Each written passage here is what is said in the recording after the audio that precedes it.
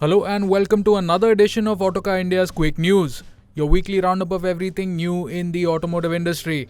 Before we get started, a quick reminder to subscribe to the Autocar India channel and hit that bell icon to be notified of all the new and exciting videos coming out. Maruti Suzuki launched the updated 2026 Brezza last week, and now we have prices for the entire range. The naturally aspirated petrol versions are pricier by as much as 69,000, while the CNG variants see changes of up to 19,000. Here is a look at the full price list.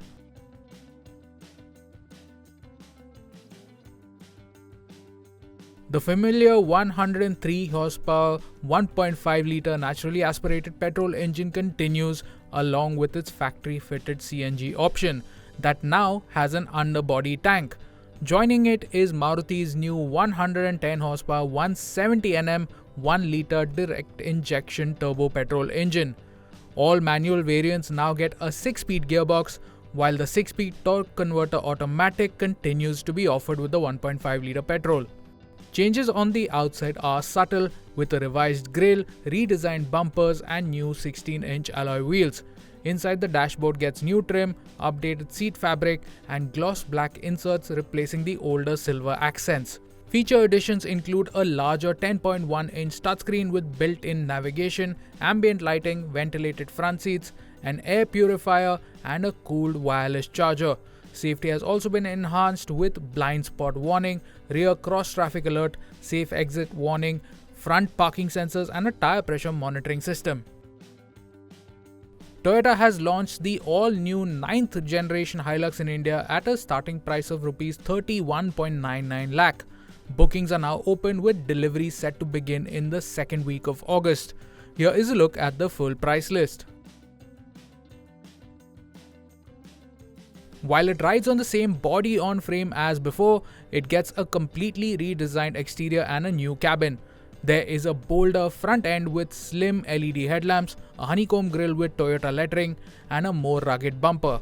At the back are new LED tail lamps, a redesigned tailgate, and an integrated step to make loading into the cargo bed easier.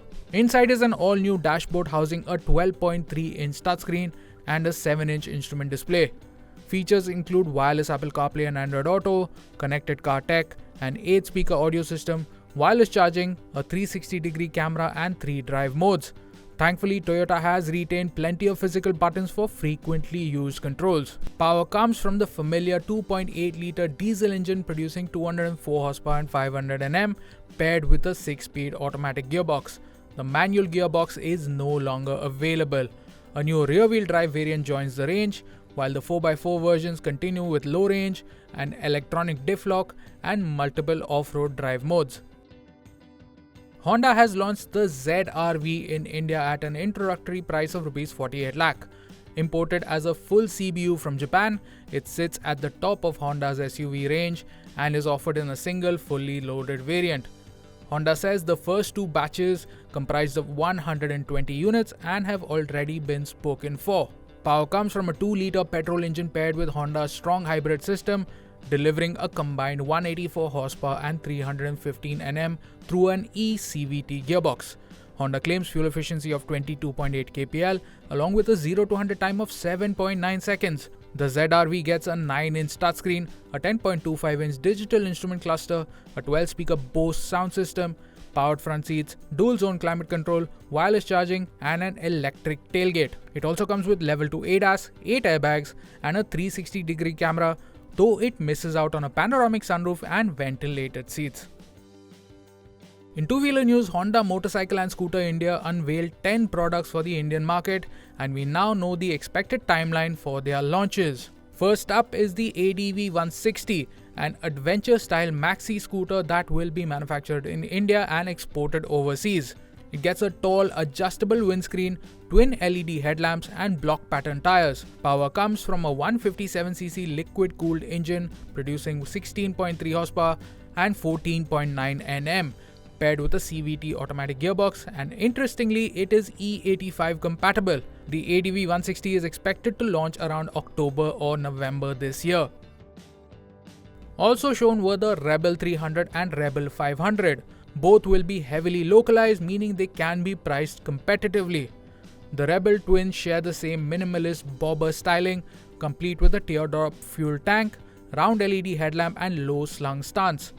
The Rebel 300 uses a 286cc single-cylinder engine, while the Rebel 500 gets a 471cc parallel twin.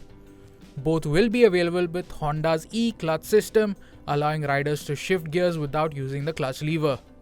The Rebel 300 is set to launch in November 2026, while the 500 will likely launch by Jan or Feb 2027. Honda has also previewed two lightweight dual sport motorcycles, the XR300L and the XR300 Rally. The XR300L is designed as a lightweight dual sport motorcycle with long travel suspension, switchable dual channel ABS and traction control. The XR300 Rally builds on the same platform with added wind protection, rally-inspired styling, and Honda Road Sync connectivity for long-distance touring.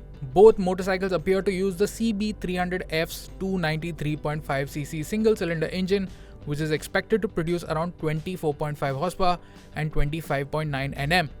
The XRs are expected to launch by November this year. Next, we have the all-new CB500. It is powered by an all-new 501cc air-oil-cooled single-cylinder engine, producing 28 horsepower and 43.3 Nm, paired with a 5-speed gearbox.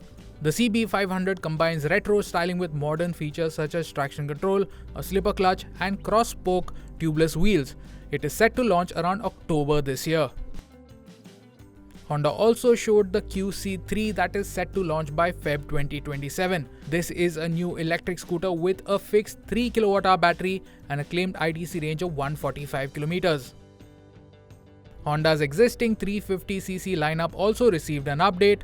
The biggest change is that Honda has dropped the Highness name, with the motorcycle now simply called the CB350. It will continue to be sold alongside the CB350 RS and the CB350C. And that's a wrap for quick news this week. Thank you so much for watching. We'll catch you again next week.